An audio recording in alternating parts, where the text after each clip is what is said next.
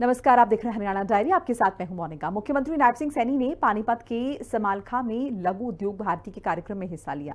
कार्यक्रम की अध्यक्षता केंद्रीय शहरी विकास एवं आवासन और ऊर्जा मंत्री मनोहर लाल ने की। देश भर से आए लघु कुटीर उद्योगों के प्रतिनिधियों के साथ केंद्रीय मंत्री और मुख्यमंत्री ने संवाद किया। इस दौरान आत्मनिर्भर भारत बनाने की दिशा में हरियाणा और हरियाणा वासियों के योगदान पर चर्चा हुई।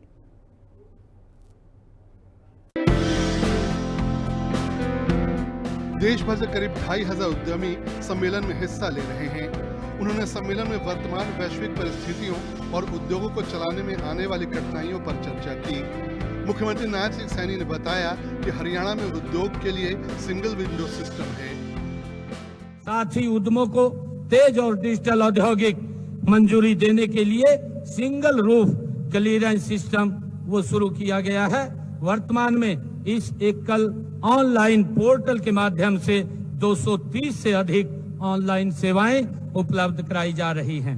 मुझे ये भी बताते हुए कि HSIIDC व निजी निवेशकों द्वारा विकसित औद्योगिक संपदाओं व पार्कों में भूमि की खरीद व पट्टे पर लेने पर स्टाम्प शुल्क में D श्रेणी के ब्लॉकों में 100%, C श्रेणी के ब्लॉकों में 75% व A व B श्रेणी के ब्लॉकों में 50% की ये छूट दी जा रही है।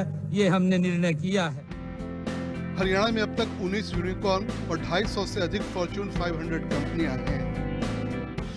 साथियों, हमारी जो प्रोत्साहन योजनाओं का ही परिणाम है कि आज हरियाणा देश विदेश के निवेशकों और स्टार्टअप्स की एक पहली पसंद बन गया है। मुझे यह बताते हुए कि आज हरियाणा भारत में स्टार्टअप की संख्या में 7वें बड़े राज्य के रूप में उभरा है। वर्तमान में हरियाणा में जैसे अभी जानकारी भी आप लोगों को मिली है कि 9100 से अधिक हमारे हरियाणा प्रदेश के अंदर मान्यता प्राप्त स्टार्टअप्स हैं, जिनमें 19 यूनिकॉर्न के रूप में स्थापित हुए हैं और इसके अलावा भी 250 के करीब फॉर्च्यूनर 500 कंपनियां भी यहाँ पर स्थापित हैं। मुख्यमंत्री ने बताया, हरियाणा में स्टार्टअप में आधी महिलाएं हैं, जिनकी संख्या और बढ़ाने की कोशिश हो रही है।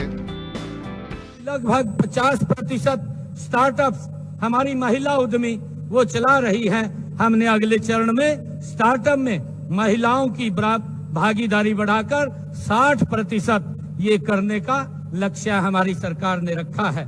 हमने हरियाणा राज्य स्टार्टअप नीति 2022 ये लागू की है। हाल ही में हमने 22 स्टार्टअप्स को 1 करोड़ 14 लाख रुपए की वित्तीय सहायता भी ये प्रदान की है। हम स्टार्टअप्स को वित्तीय सहायता प्रदान करने के लिए 2000 करोड़ रुपए का फंड ऑफ फंड्स का भी स्थापित करने जा रहे हैं। इससे हमारे युवा बिना किसी वित्तीय चिंता के अपने आइडिया पर काम कर सकेंगे। पंचकूला में हरियाणा सरकार आर्टिफिशियल इंटेलिजेंस हब बना रही है। रोबोटिक्स, बायोटेक्नोलॉजी पर खास जोर है। सरकार ने डिपार्टमेंट ऑफ फ्यूचर भी बनाया है और उद्योगपतियों को निवेश के लिए आमंत्रित किया है। फूड पार्क में सरकार पूंजी निवेश पर 50% तक सब्सिडी दे रही है। रोहतक में इलेक्ट्रिक वाहन पार्क स्थापित करने की योजना है। ड्रोन निर्माण जैसे नवीनतम प्रौद्योगिकी को बढ़ावा दिया जा रहा है। मैं आपको वर्तमान समय में नवीनतम प्रौद्योगिकी के अनुरूप अपने उद्योगों का इंफ्रास्ट्रक्चर तैयार करने के लिए मैं सुझाव भी देता हूं। इस समय प्रदेश में देश में ड्रोन प्रौद्योगिकी की काफी चर्चा हो रही है। हमने राज्य में ड्रोन निर्माण को बढ़ावा देने के लिए 10 करोड़ रुपए का स्टार्टअप फंड ये शुरू किया है और ड्रोन संचाल के लिए करनाल स्थित हमारा जो दृश्य संस्था है, विभाग है, के माध्यम से हमने 500 युवाओं को, किसानों को प्रशिक्षण भी प्रदान उसमें किया है। आज फूड प्रोसेसिंग इंडस्ट्री बड़ी तेजी से आगे बढ़ रही है। हरियाणा में लगभग 2500 फूड प्रोसेसिंग यूनिट लग चुकी है।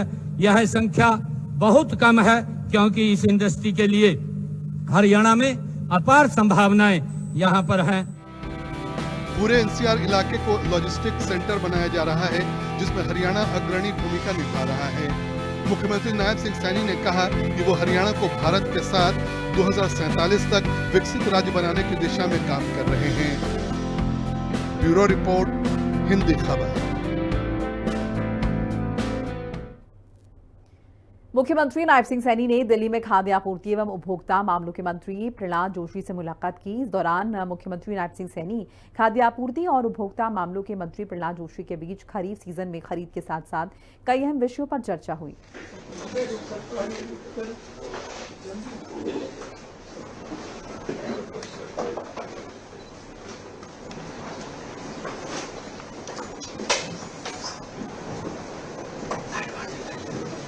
Rahul ji, thank you. हरियाणा सरकार प्रधानमंत्री नरेंद्र मोदी के जन्मदिन 17 सितंबर से महात्मा गांधी की जयंती 2 अक्टूबर तक सेवा पखवाड़ा मना रही है। इस दौरान कई जन कल्याण के कार्यक्रम किए जाएंगे। सेवा पखवाड़ा को सफल बनाने के लिए खुद मुख्यमंत्री नायब सिंह सैनी पूरे उत्साह और समर्पण के साथ जुटे हुए हैं। मुख्यमंत्री नायब सिंह सैनी मंत्री और प्रशासनिक सचिवों की लगातार बैठकें लेकर उन्हें स्पष्ट निर्देश दे रहे हैं कि हर जन कल्याणकारी योजना का लाभ अंतिम व्यक्ति तक पहुंचे। बीजेपी की ओर से 2 अक्टूबर गांधी जयंती तक चलने वाली सेवा पखवाड़े के दौरान नायब सरकार के मंत्रियों ने विभागीय बैठकों की रफ्तार तेज कर दी है।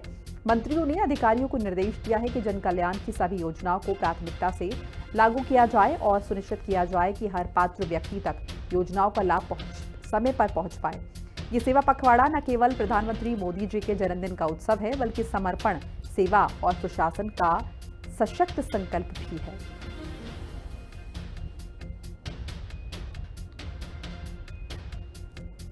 और इसी के साथ हरियाणा डायरी में फिलहाल इतना ही। नमस्कार।